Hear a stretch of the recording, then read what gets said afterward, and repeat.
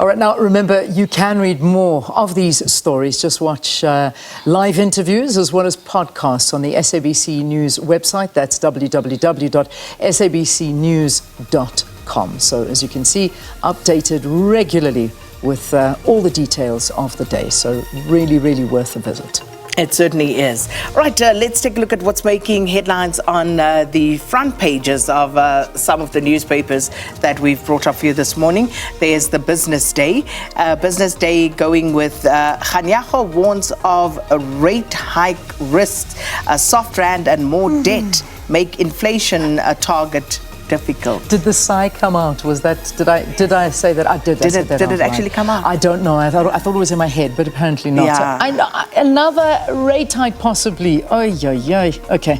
All right. So he did confirm this, saying it remains focused on anchoring inflation at the midpoint of 3 to 6%, but currency weakness, more debt, lower capital flows, and less cooperation from fiscal authorities are making this difficult. So, yeah, okay, that's where we're at. So possibly another rate hike coming our way.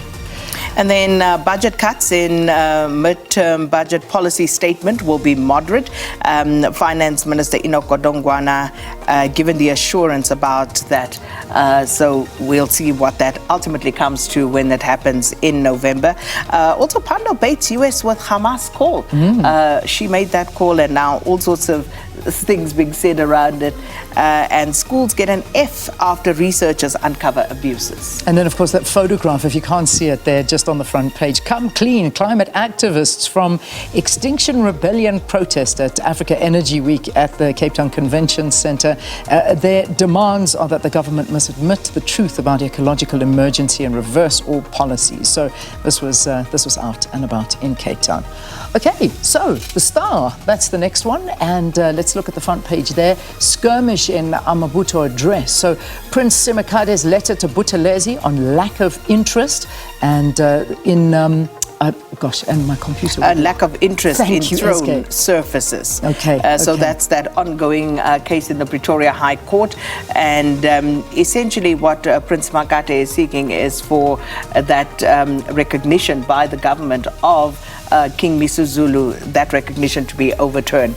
So that today is the final day. All right. It was a 3-day sitting, so today is the final day of that. That's the big story on the front page. And then the other story, PSA strike will hurt SASSA grant beneficiaries and departments. So government IT services may be interrupted again. And this is a big problem because we know what's been going on. They may be severely disrupted when employees of the State Information Technology Agency down tools over the entity's refusal to increase their salaries by 7.5%. Very critical on this one because the pensioners or grant recipients are already concerned because of what happened at the end of last month, the beginning of this month, and now PSA, they want 7.5%, and the employer is offering 5%, but the employer has also indicated that they might even go on to implementing unilaterally their offer. So, but apparently negotiations are still ongoing, so we'll wait and see where that goes. All right, so that's the front page of the Star. Let's go to the Citizen, and the Citizen is leading with "This is a war crime." And, this is the big story that they've got there, and the one, indeed, that we've been talking about constantly on the program. Israeli attacks on Gaza and the withholding of water from the territory have been labeled a total breach of humanitarian law by international observers, and this is what's been going on.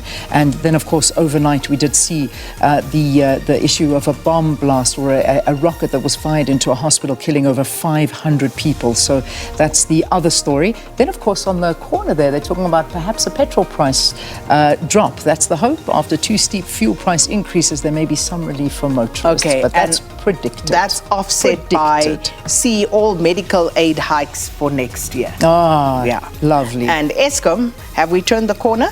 That's what President Cyril Ramaphosa claims, but return of Kusile, a small mercy. All right, so there we go. And then the last newspaper that we've got for you this morning is, of course, the Sowetan. And the Sowetan is "Uncuff him, he's a child. That's what they are leading with there. And it's basically a story of magistrate says bogus doctor accused of duping patients will be treated as a minor in court.